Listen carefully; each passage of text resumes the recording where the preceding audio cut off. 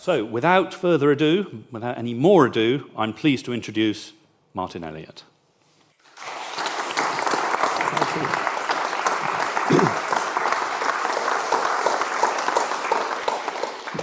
Thank you very much. It's very, very unusual for me to wear a tie, but I knew Richard was doing the introduction, so I felt obliged. In this 2024 Provost lecture, I am going to define what we mean by a public lecture, look back at a little of its history, and ask if it's still got a role in this digital age before considering what the future might be.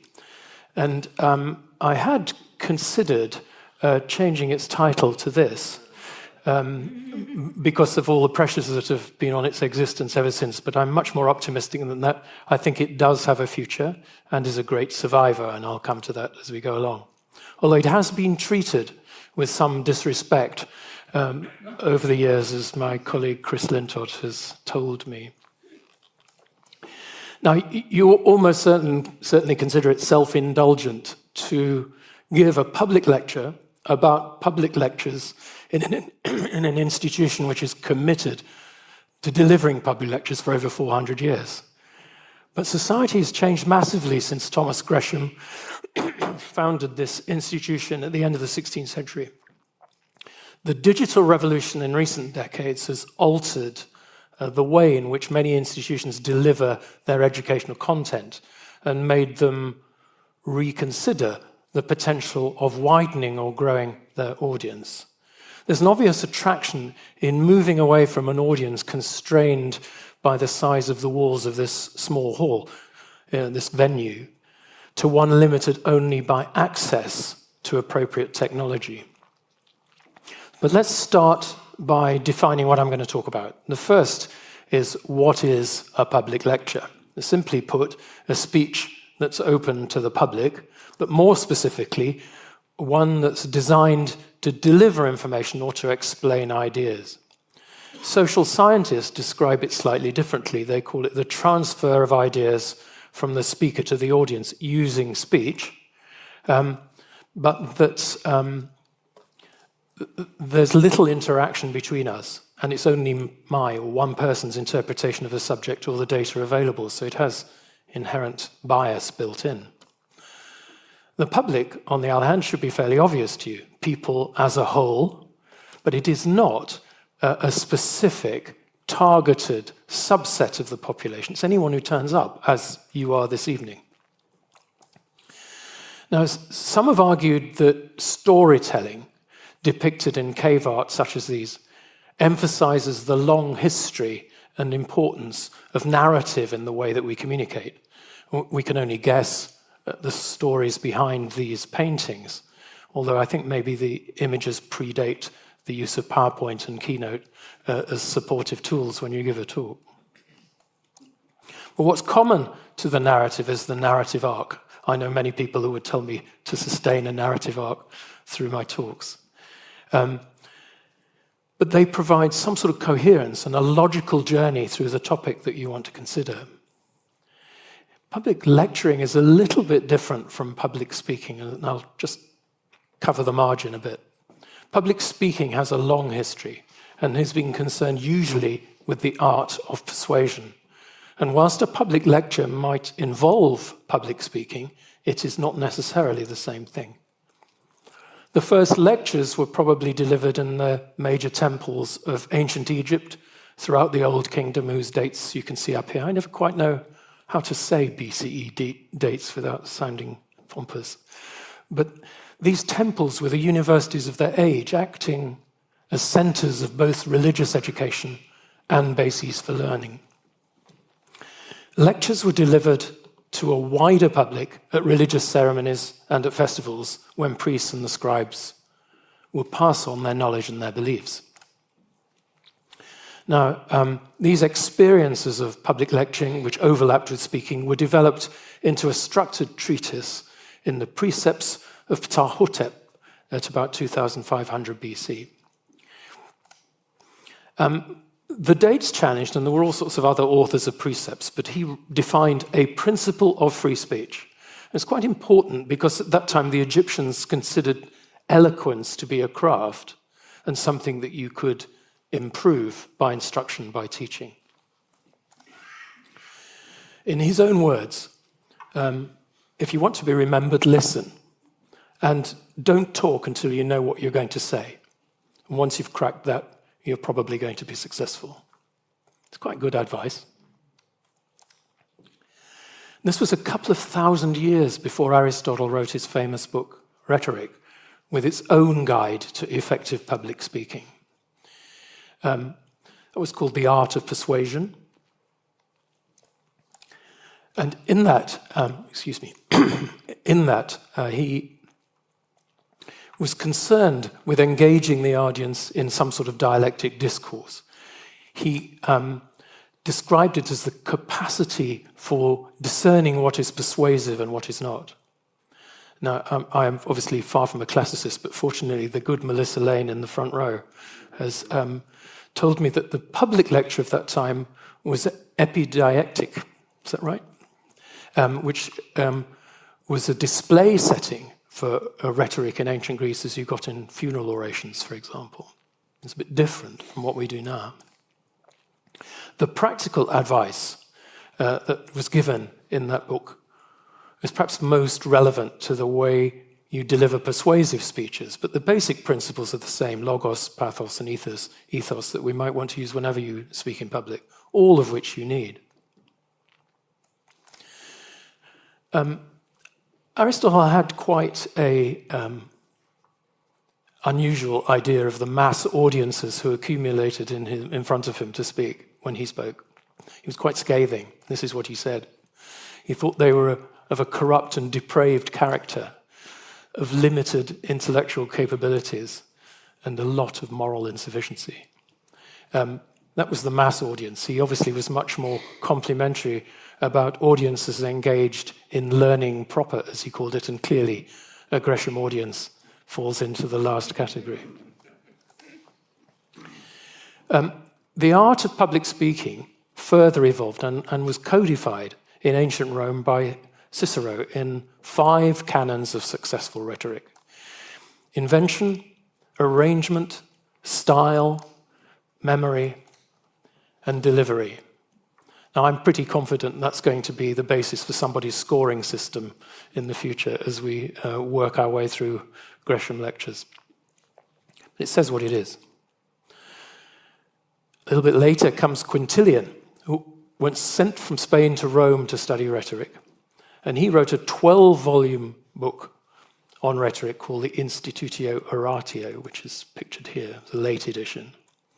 And he described a successful orator as a good man speaking well, who works for the good of society and the prosperity of the people.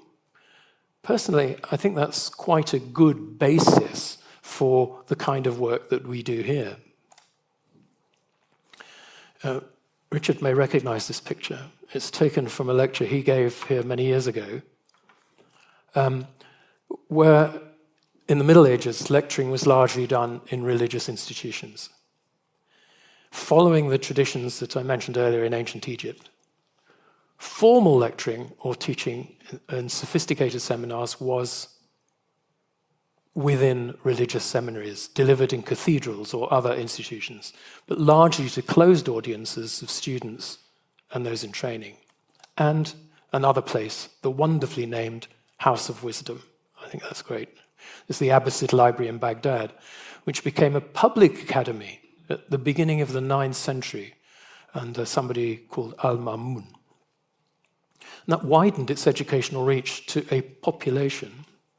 In fact, Jim al-Khalili, who many of you will know from the radio, has suggested that the Arabic science that was taught there was the origin of the Renaissance. Lectures, public lectures, began to flourish in the 11th century as the universities were built across Europe. And these wonderful lecture theatres were built. This one's in Padova. It's the Anatomy Lecture Theatre, where I gather that at the time I was shown around it, that the public were allowed in, had to be sneaked in to go and have a look, but you could go in and watch a body being dissected. Or this beautiful one in Salamanca, from the origin of the 16th century. These lectures were largely covering the subjects of art, law, medicine, and theology. And they were usually delivered to the clergy and to members of the ruling classes. We'd probably call them the elite today. And they were definitely not Aristotle's mass audience. Enter Sir Thomas Gresham. Now, you can find the history of the college on the website and elsewhere, so I'm not going to talk about it. But what is important is what Thomas Gresham wished to do.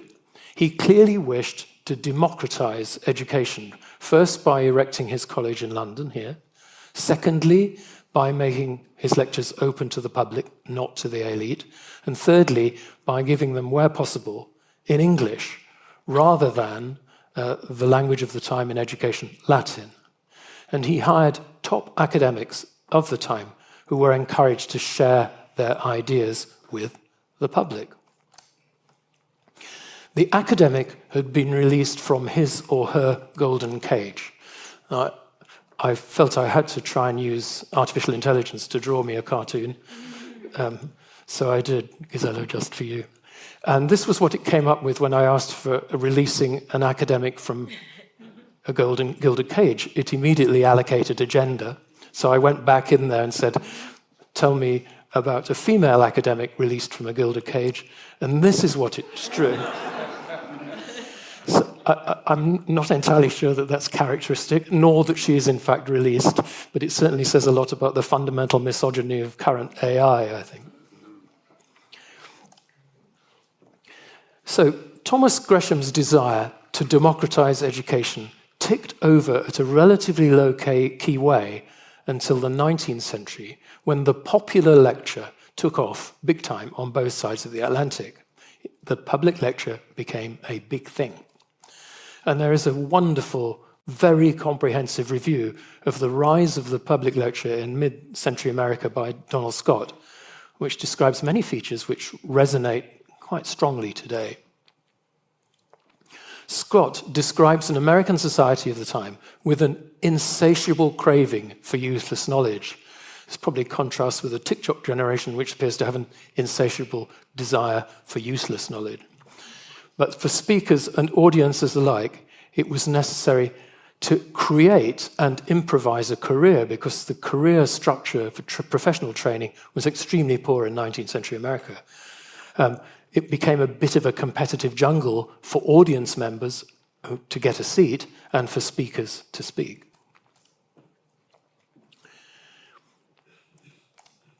Now, delivering and attending those public lectures was therefore the way to carve out a niche, to get a hold of a life or a career. And the speakers were lawyers, physicians, clergymen, professors in academic institutions, but also journalists, publicists, reformers, and littérateurs. Now, clearly, some were using that platform that they were offered for traditional persuasive aspects of rhetoric, and almost all of them had oratorical training of some kind. From around 1830, in towns and cities, particularly in the north of America, lecture societies were formed by local people who invited speakers to educate the populace, as they called it. Lectures were delivered as a one-off or as a series of talks, and some larger cities formed lyceums in the classical tradition to present them. They covered a wide range of topics, and speakers which started off local soon became regional and then national figures, and delivered many talks around the country in different, often extremely large venues. The lectures were advertised nationally and locally, and reported locally and nationally. Audiences, all in person, were huge for the time. By the 1850s, about 400,000 people a week were watching public lectures, and the age range was from 60s down to teenage life, from all walks of life, but predominantly, for obvious reasons, urban. Almost all knowledge was seen as useful. And this was because you could find facts in a book or in a library, but audiences came to see the speaker put those facts into context and in as entertaining a way as possible, almost as a performance. National pride was invoked, and in 1857, in a then popular magazine called Putnam's Monthly, this is what they said. I'll let you read it, but it doesn't have a particularly great view of the English, as you can see, and they were freeing themselves from the tradition of our colonial rule. But it had founded a new profession. Putnam was right. The profession was new and it was lucrative. Entry to lectures was charged, and lecturers could and did command significant fees. By the early 1850s, local speakers were receiving about $15 to $25 plus expenses, and most were getting $50 to $100. That's about between $2,000 and $4,000 per lecture now. By the 1880s, the top earners were charging $4,000 a lecture in that time, which is $123,000 today. And so they were getting quite a lot of money. I kind of worked it out, did a sum, and this was the answer. This may not come as a great surprise to us now, because we see quite a lot of people who are working with speakers agencies, media stars, sportsmen, wellness gurus, and ex-politicians. Rarely academics, and almost certainly no one who works at Gresham, I can say. Unless you know something I don't, Richard. No. Now, to be successful in this setting, there has to be some sort of chemistry between speaker and audience. The importance of face-to-face contact, and I think the relationship between speaker and audience can't be underestimated.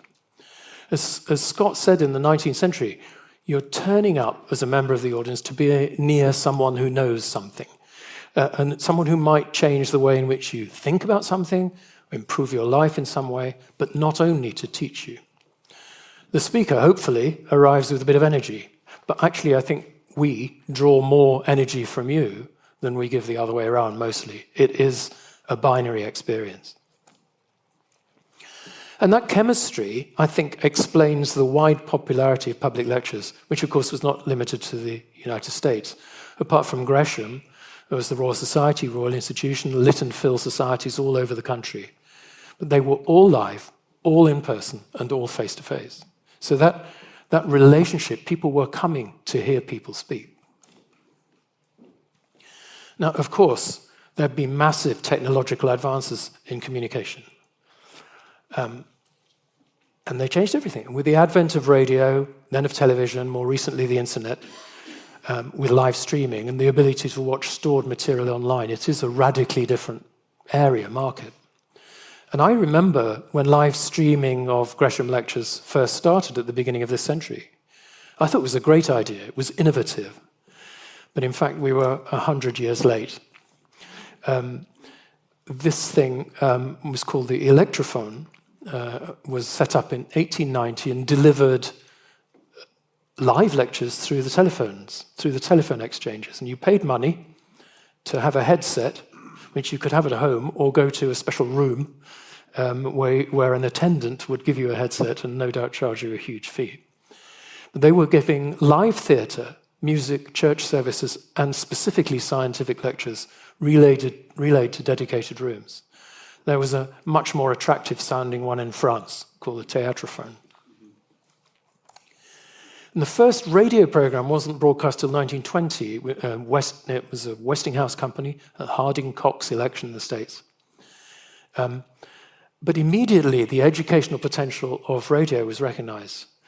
And there was a rapid expansion not only of radio receivers in homes, but also in classrooms, if you like, in lecture halls. They became textbooks in the air, as the teachers of the time called them. But they guided their pupils, their students, through the curriculum, very specifically curriculum-based.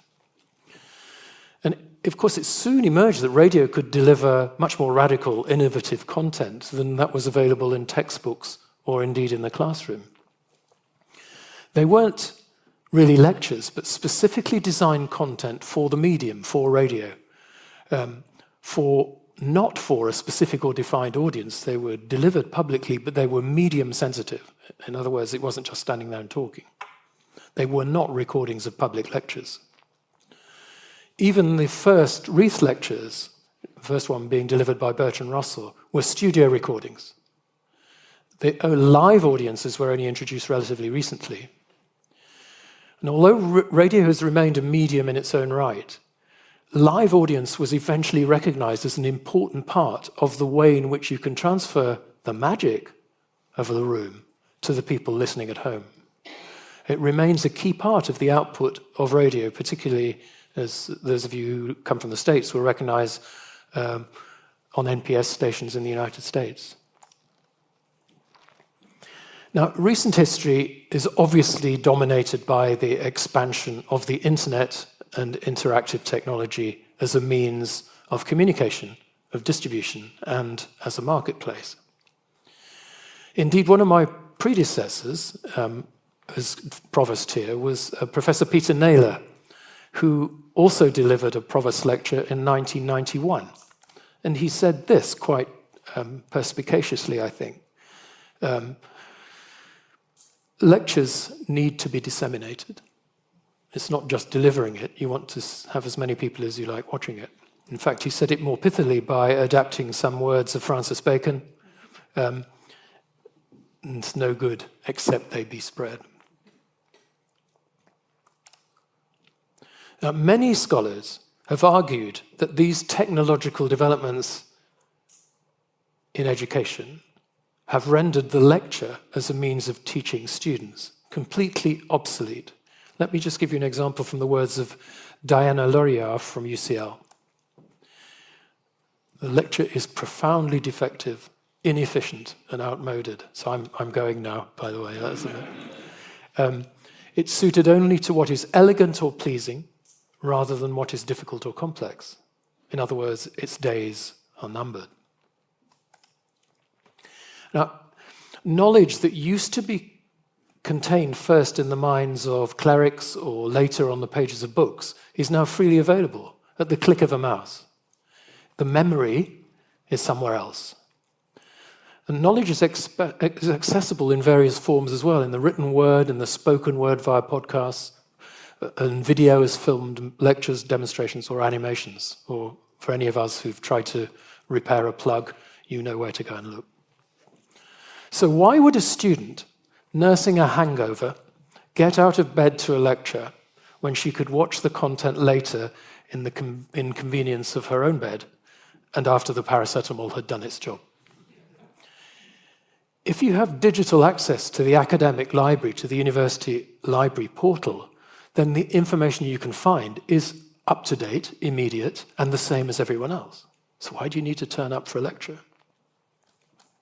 Indeed, during the COVID epidemic, the move to online teaching accelerated, and many students stayed at home, and universities exploited that technology to reach a wider international audience.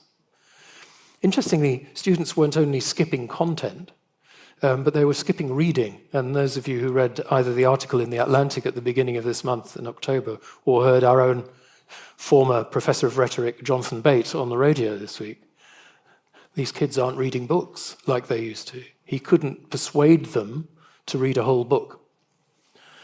Now, lectures are very often played back at a higher speed. And that doesn't seem to matter too much if the speed is less than 1.5 times. You can remember most of it. But it's quite challenging to think that you've got no one in front of you, a minimum empty hall, and that chemistry that I was talking about earlier is somehow different. Friesen has suggested that the public lecture is not all about information. It's not there to simply read out established texts as it used to be in the early days of a lecture. Legere is the origin of the word lecture.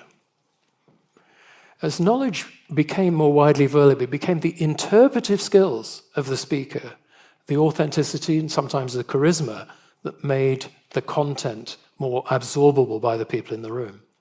From the late medieval period, speakers were described in glowing terms: rapturous, fiery, authentic, animating.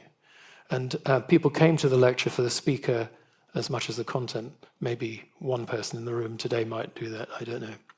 But the key point that he was making is that there's something different about the relationship between the speaker and the audience. Now, today's lecturer has a range of tools to enhance their delivery and add a little theatre. We've moved a long way from the blackboard, through the flip chart, the epidiascope, overhead projector, the carousel. So I'm old enough to remember sitting up all night with Letraset or typing on a black font and then photographing it in negatives on black and white and then colouring it with a pen and then losing the carousel at the airport on the way to the lecture. The thought of making a mistake in the preparation of a talk was utterly horrifying. Now, the ability to use PowerPoint or Keynote or Prezi to build your presentation is fantastic. But of course, you never finish your talk until the moment you stand up. It is definition of the last-minute preparation. And we must remember that the public lecture is not the same as a lecture to one's peers. Some time ago, I asked my colleagues why they were doing this job. Why you apply to work at Gresham? And they said, because I'm tired of giving lectures to students or my peers. I want to talk to the public. It's quite interesting.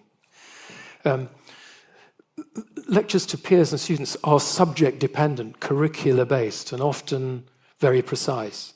And here you get a chance to wander off-piste a little bit. A lecture to students forms the basis of the mechanism by which you're transferring information.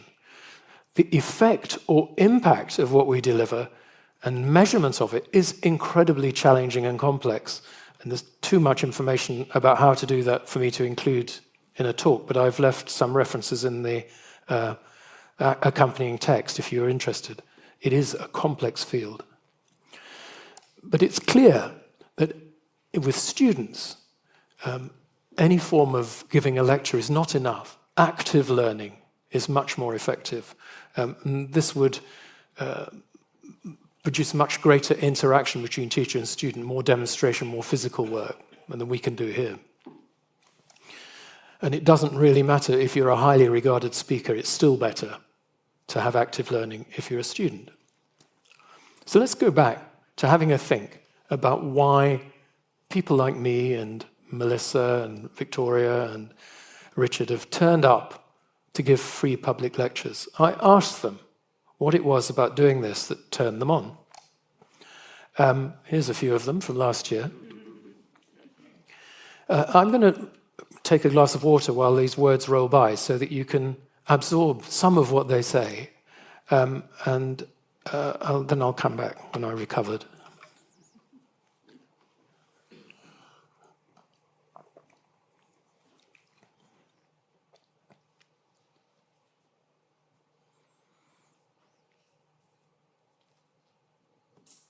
Those of you in the audience who actually contributed to this will probably recognize your own words. It's too late to take them back.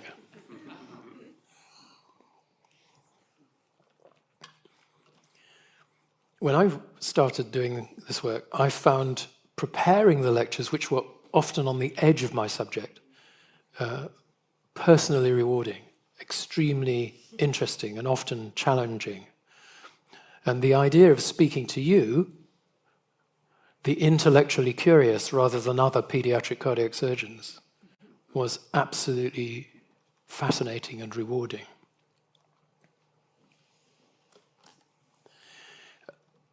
I can summarize what was said. You get the chance to speak to a wider audience, and it made you rethink your own work and how you communicate it.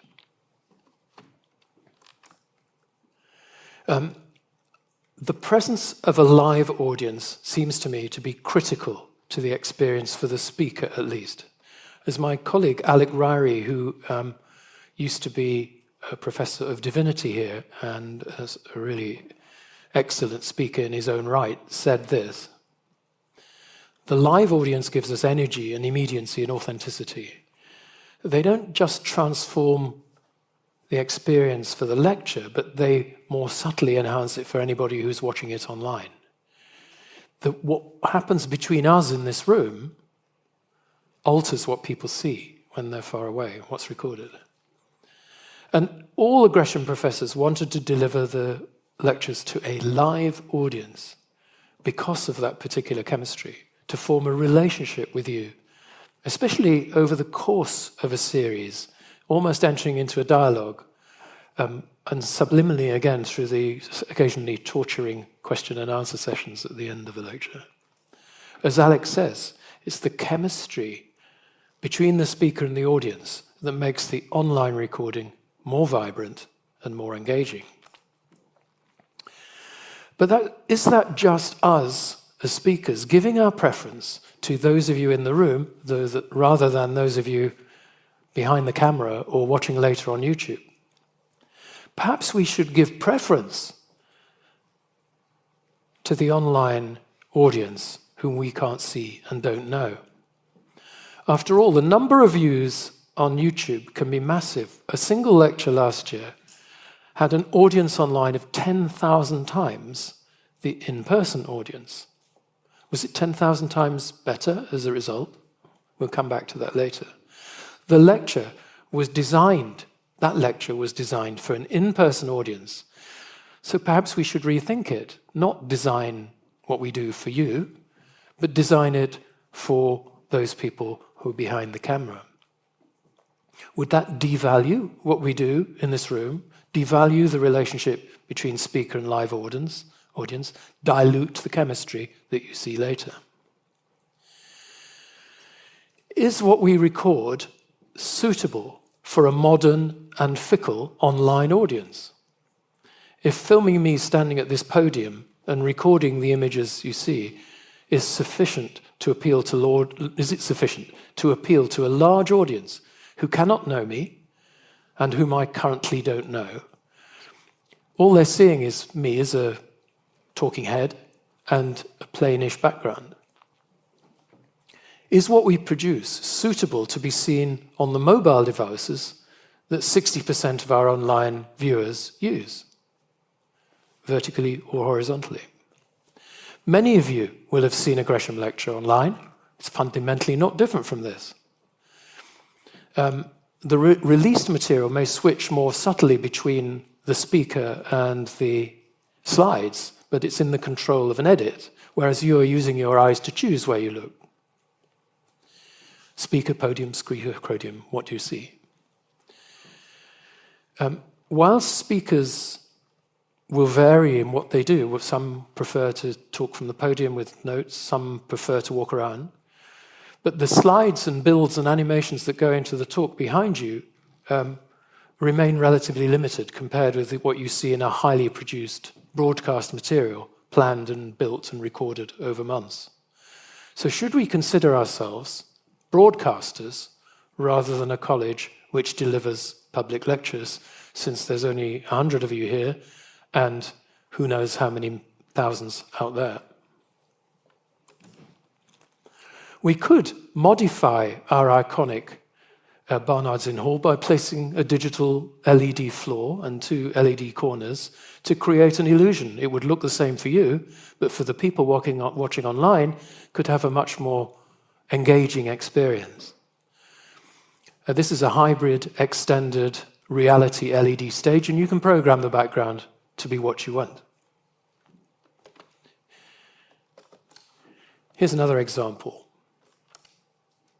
So you can put your data in front of the online audience in a different way from what you see in the room, but it would still be a presentation that you could engage with.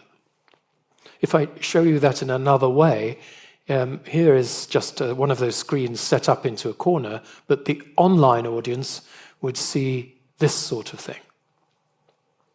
So they wouldn't see the room, they'd see the illusion that you had created for them.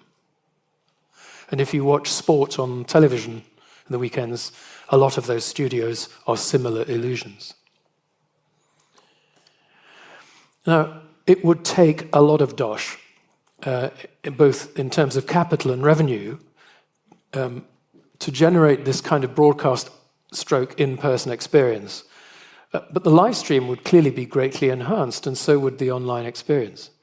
It would have the additional advantage of unleashing the creativity of our speakers as many of the younger ones particularly have grown up with this technology and they understand it. It would be cheaper than finding a bigger venue. And we could take the current content that we do record and edit it post hoc. In other words, record me doing this, and then we add content to it afterwards to make the lecture different. So we don't just send this lecture out there, we make something new afterwards. But am I sharing that with you? Is that the public lecture I delivered, or is that a new broadcast product? That takes time, money, probably more people, and would, of course, delay the release of the content. Both these options do preserve the relationship, which I think is important, between the live audience and the speaker. And I think all of the professors have felt that, as I said. But both also present significant problems, specifically here at Gresham. In line with Thomas Gresham's will, you guys are all in here for free. The lectures are delivered for free. So our money, how we pay for all this stuff, comes from our generous sponsors, the Mercers and the City of London, and other generous benefactors, who I won't name. We would not exist without them. But what we can invest in changing our product depends entirely on them. And in a way, we have to kind of guess what the audience will watch in the future. Now, in line with Gresham's wishes, we provide our access to our content without any kind of paywall. Lectures are free, and actually, most of us who are giving lectures here are drawn to it because the lectures are free. It is not commercial. One of them described to me a couple of days ago about this aspect of commercialization. He wanted to get away from the corruptive influence of advertising. Now, in recent years, we have been encouraged, for sensible reasons, to try and raise more money on our own rather than relying on our sponsors. But we have an ambition, as we all do, to deliver a better product, and it will be expensive. And we do raise money from our sponsors and from those kind enough to give us money. But there is an argument that we should put up a paywall. The sort of paywall that The Guardian, the New York Times, the Atlantic, London Review of Books are very tight paywalls. And they claim to end up with less intrusive advertising, many times better content, certainly a loyal following because they're subscribers. And in the New York Times case, they say they've got more foreign correspondents than they've ever had before. That can't be a bad thing. But it goes against the fundamental culture of what we grew up with. So to change the way in which we potentially raise money, we have to use what YouTube offers to satisfy the YouTube algorithm, which is an artificial intelligence-supported recommendation engine that decides which videos to suggest to a particular viewer based on previous views or identified preferences to make our content more attractive to people on YouTube looking for the next thing to see. Now, it's possible on YouTube to make money, either through the advertising, which can occur at fixed intervals, in mid-roll, or at particular places, or by using such add-ons as the Patreon donation system, which is a way of giving monies, which is quite common in the United States, where people are used to donating small amounts of money for stuff that they theoretically are getting for free. But we've had a lot of debate, and both challenge this lectures for free principle that Gresham has bound itself to for years, and both raise strong feelings pro and con. The ability to manipulate the algorithm raises tensions in the relationship between the content speakers feel is appropriate to present to an in-person audience and the potential interests of an unseen and genuinely remote audience. We employ top academics with a gift for communication who wish to share their ideas with this live audience. Algorithms alter the relationship between speaker and audience, and there's a risk, which Rima and Peter pointed out, that by determining the audience for each piece of content that's posted, platforms sever the direct relationship between speakers and audiences. speech is no longer organized by speaker and audience, but by the algorithm allocating content to you. So, if the algorithm is selecting who watches us, and the number of views is a relevant outcome measure for what we do, who should we hire or fire? Should we hire different people whose skills relate more to the demands of the online audience and get rid of old gits like me who like the live audience? Or should we insist that the content is changed to meet the predicted online preferences of the algorithm? And how should we judge the quality of a lecture by internal quality control or by audience size? We get pictures of audience size on each of these little thumbnails. Audience size was used in the 19th century very successfully when money changed hands. Remember, those people were honing the lecture that they gave by repeating it multiple times around the country, magnifying their earnings. Should we look at number of views or watch time? Is a lecture which does not attract a large popular audience rubbish? It may still be a great lecture and potentially important, but of a niche audience. Which is important? Should a speaker be culled from our program because of low online viewing figures, or do we only recognize and reward those with huge audiences? Well, I can get huge audiences, like this lady who was on TikTok a couple of weeks ago in the Times, who makes 25 million hits a year and millions of dollars by making sandwiches in a ball gown in her kitchen. My own view is that whichever mode of distribution you choose, it's the content that matters. Getting great content delivered by the best speakers we can find and leaving the marketing of what we do and the distribution of it to experts.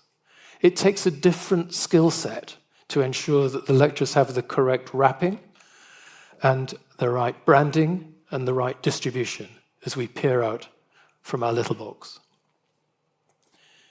I would argue that we should always strive for the best stuff to wrap up. Bill Gates, of course, said this in his famous essay in 1996. He accurately predicted, in writing about content being king, that the internet would become a means of content distribution and that great content would always be a winner, but that tension over modes of funding would always persist, highlighting that advertising and subscription were potential mechanisms to make money for the distributing platform. How right he was. Currently, the advertising revenue for YouTube is over $8 billion a quarter. This is not an insignificant sum.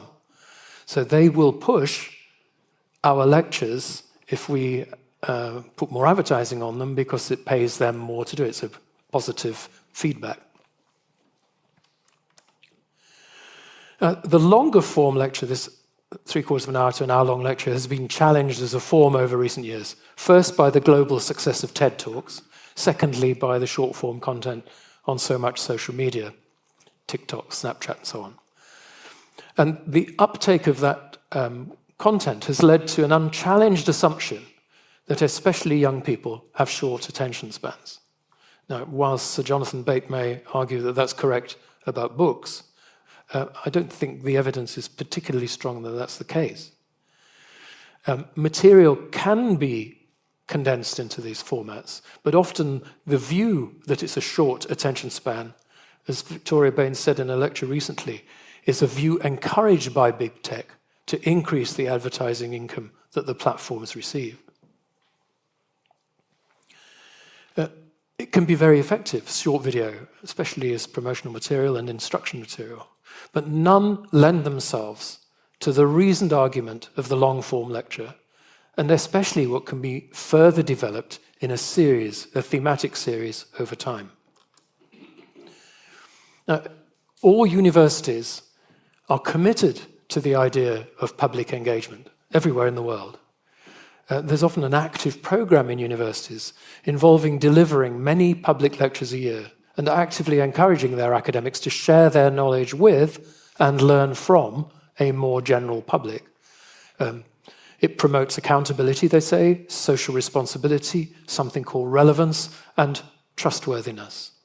These are very common on university websites. It is about public engagement. And the rationale is not dissimilar to what we do here, to inform, inspire, and educate in the Reithian principles that the BBC espouse.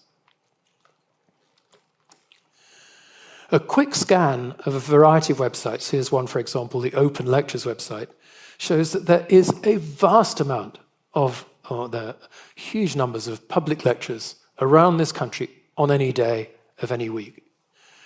And that excludes the universities. There are hundreds of universities also giving public lectures, which you will have seen. The public lecture is neither dead nor on life support. Richard said to me earlier on another occasion, no one is claiming that Shakespeare is dead or that opera is dead, are they? Just because something has a classic structure doesn't mean it is lifeless. He's right. I hate to say it, but you're right. The public lecture is neither dead nor on life support.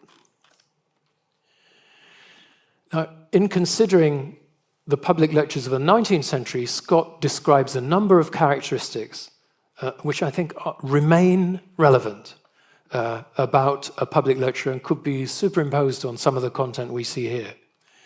It is a rather complex form of display. It's designed to diffuse knowledge, it's broad and expansive, and it's for the public good. And, I think, there's a love of usefulness, not uselessness. I think they remain true. Technology is advancing rapidly, and we should exploit it when and where we can. But we should not become a slave to a particular distribution platform or algorithm, governed by its own business model for its own needs. Rather, we should continue to identify original content presented by academics at the peak of their professional careers and use whatever marketing tools we can to make sure that that great content is seen as widely as possible. The mode of distribution will change. And it's clear from the history presented in this lecture that that mode of distribution is likely to change again, and probably quite soon.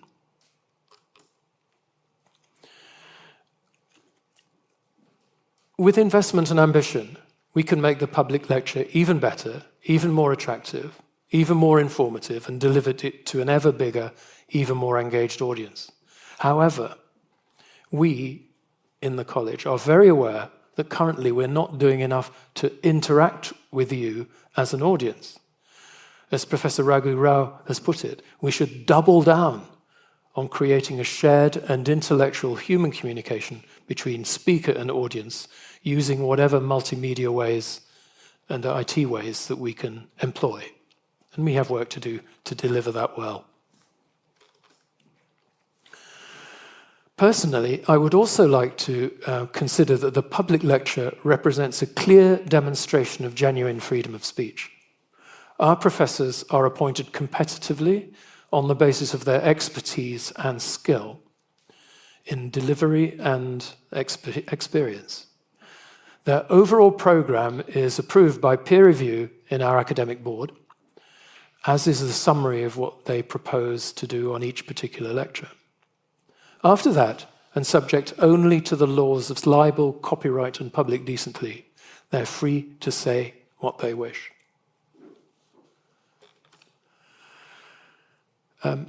There is a wonderful book out at the moment called On Freedom by Tim Schneider.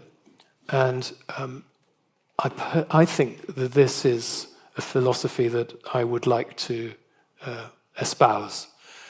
The daring impulse of inviting a stranger to give a lecture may soon give way to an increasing fear that something might actually be said. I hope here that we continue to say something and we aren't going to be bound by illusory regulations. I conclude again with another quote from my colleague Alec Ryrie, well known for his ability to coin a phrase, and this is what he said.